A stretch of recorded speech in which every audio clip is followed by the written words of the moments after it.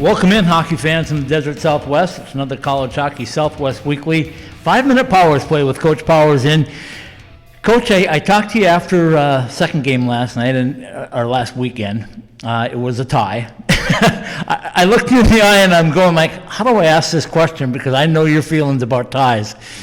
Yeah. You told me that a tie was at least better than a loss on the record part of it, but it wasn't fun, was it? Well, no, it's obviously better than a loss. I mean, it doesn't kill you at all in the pairwise. It just doesn't help you. It doesn't hurt you. And we are in a position up to at home where we felt like we should have won the game, and so it's on us for letting it get to that point. It was frustrating, the nature of how it went down Saturday. You still believe, after reviewing what was called a good goal on the ice, that it was a good goal. We thought it was a good goal. The spirit of the rule on goalie interference is if the player gets fouled into the goaltender and makes somewhat of a reasonable effort to avoid the goaltender, which he did, and video replay confirmed that the call on the ice shouldn't have been overturned. It was, and it is what it is. Those officials saw what they saw, and we respect that. We don't have to agree with it, but we respect it. So we felt like a win was taken away, but onward we go. And still after 20 days off, that's a way better team than the record, way better team than the record.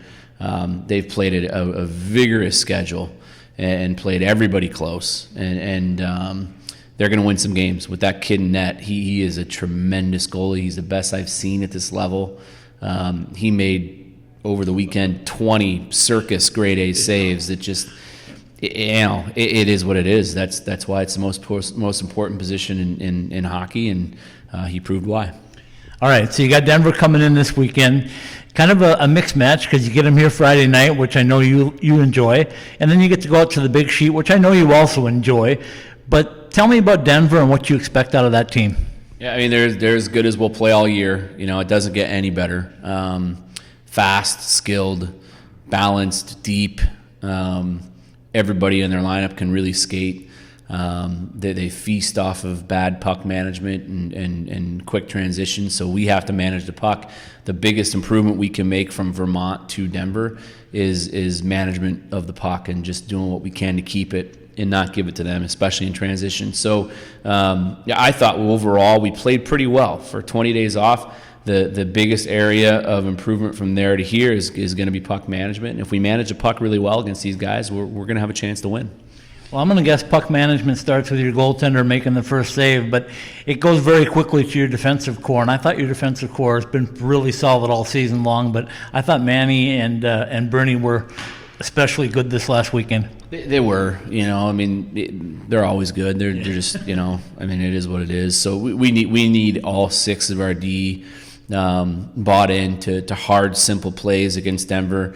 We don't need to get cute with it in any part of the ice. We just need to get it, move it, and live the fight another day, and get it in behind them and go to work and play our game. So, it's not rocket science. It's just making the hard, simple plays and winning those battles at the Blues and not giving them transition. And if we do that, we like our chances. I've been beating this down for a good couple of weeks now that you're going to have a big ice sheet. You're going to have 17,000 seats to fill. It's a good chance for Sun Devil fans to take a Saturday afternoon and come out. You're also going to be on the Pac-12 network, which is more exposure. How is that exposure helping you right now in year 5 of this program? Well, I mean, obviously, the more households we can get college hockey into in the Pac-12 network's footprint, the better it is. Whether or not we get 5,000, 2,000, 17,000, I have no idea. Hopefully we get a really good crowd out there. The Coyotes are out of town. ASU football's done. It's a 4:30 p.m. game, so younger kids can come and enjoy it. It's boys and girls club night, so we're doing what we can to get bodies out there. It's an hour away. So that's the downfall of it. But it's going to be fun. We'll embrace it. Up until last year, we hadn't had a lot of success out there, but we beat Mankato in a shootout out there last year. We beat Boston College out there last year, so our guys are confident going back out there this year, and it'll be fun. But again, we're focused on getting Friday night and taking care of business here in our home barn at Oceanside.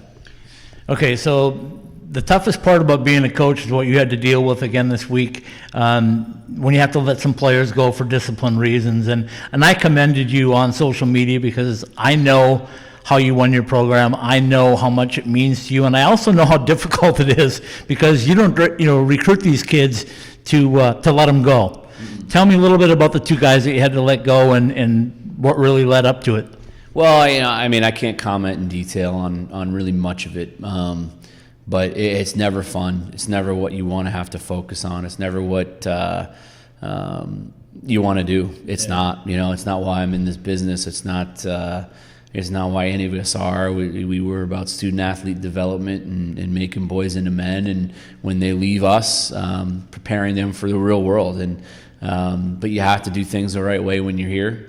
And the only thing I'll say about those two is that we genuinely wish both of them all the best moving forward, and hope that whatever step they take next, they make the most of their opportunity and are successful. I know you can't go into detail, but was this something that happened just moments before we all found out about it, or was this something that had happened earlier?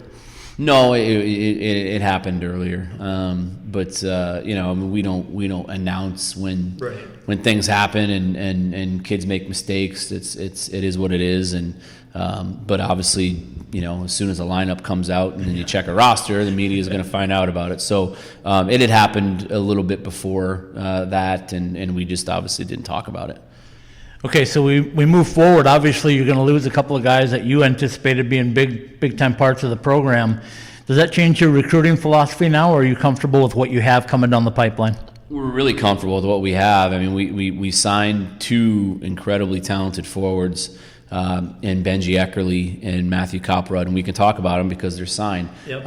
They're both almost a point per game in the USHL, and that always translates to college hockey. If you can score in that league, you can score in college, and they're both tremendous players. So we're really excited about them. They're older kids. They're going to come in ready-made, ready to play, and step in right away. And the kid that we have that looks, there's days where he's literally our best player in practice is Chris Grando from Boston College, and he's chomping at the bit. He's almost halfway through his redshirt season. He's doing all the right things off the ice. He's training hard with Leanne, and his speed and his grit and how hard he plays is going to be a really welcomed addition. And now there's a lot of really good players out there that are looking for homes that we're actively recruiting. We had two, we can't say who, but we had two very high-end guys in on campus over the weekend, and we felt like it went really well. So it's just back to work, business as usual, and we're in a really good spot. We like where we're at. All right, I want to end this 5-minute Powers play on two notes. The first one on a very high note. Your Pitchfork profile for me this week was James Sanchez, and what a great kid, first of all. But I asked him if there was a direct flight now from Dubuque to Arizona State. He thinks there might be, because he said, who wouldn't want to come here and play? Yeah. But tell me a little bit about James and just the kind of player that he's become and was. Well, I mean, the Dubuque thing, obviously we have Mike who coached there, and that helps, but it's been a lot of coincidence, I mean, and Manny was I recruited Manny before he ever went to Dubuque, and then he ended up just going to Dubuque, and then we went to the Pittsburgh USHL showcase last year and saw Sanch and Willie play, and knew we needed some upperclassmen to come in and give us some oomph and some experience with losing Crow and Holsey, and I saw Sanch play, and I went down and talked to him after, and he's here. So it's just kind of happened that way, that coincidentally, but he's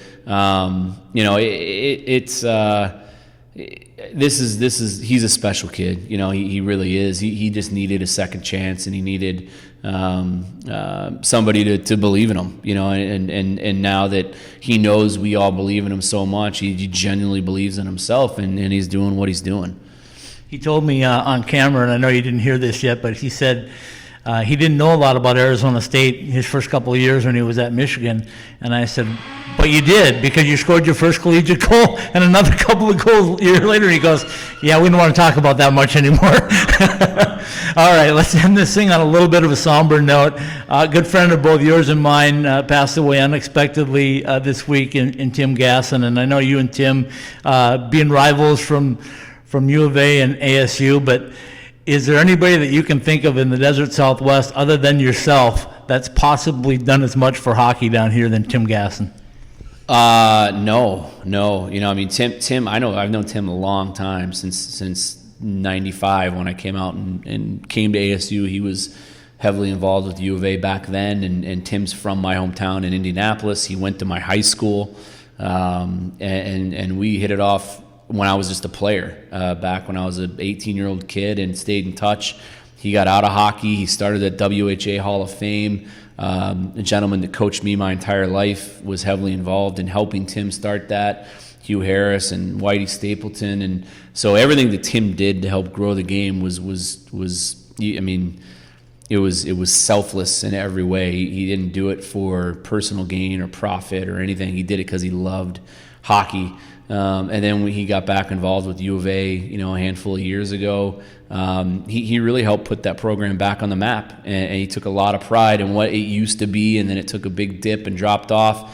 And then when he got back involved, he really helped their image, and from a PR standpoint and a professionalism standpoint off the ice, and what he brought to the table for any organization at any level of hockey would have been valuable. For what he did for them as an ACHA program, it's going to be really tough to replace. And he would come up and wrote nice things about our program. He was just an advocate for college hockey and hockey in general, especially here in Arizona. So he's going to be missed. It was shocking to hear that it happened.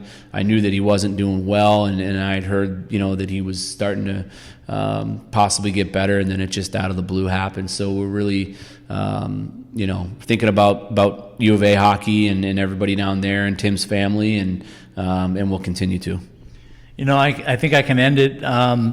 I gave a lot of thought over the weekend when I was kind of contemplating all things he meant to me too, because he was there for me when I started what I'm doing. But when I thought of Tim, I thought reality, right? He always gave you the reality check, good or bad. Tim would give you reality. Yeah, it puts everything in perspective. You know, I mean, you know, I spent the weekend upset over a tie, you know, and it's a game. It's a game, and it's a game we all love, but when you lose such a good human being like Tim, it puts everything in perspective, and it makes you appreciate what you have, and we have a lot to be appreciative of here at Arizona State. And in general, people here in this region have a lot to be appreciative of when it comes to this game. So let's just enjoy it, and that's that. I think Tim will put a smile on his face, knowing that he's given us all some pretty good perspective. Well, I can't finish it any better than that. Coach, good luck this weekend against Denver. It's going to be an exciting weekend as always, and 12 more weeks in a row of this stuff. So just keep knocking off the wins, right? Absolutely.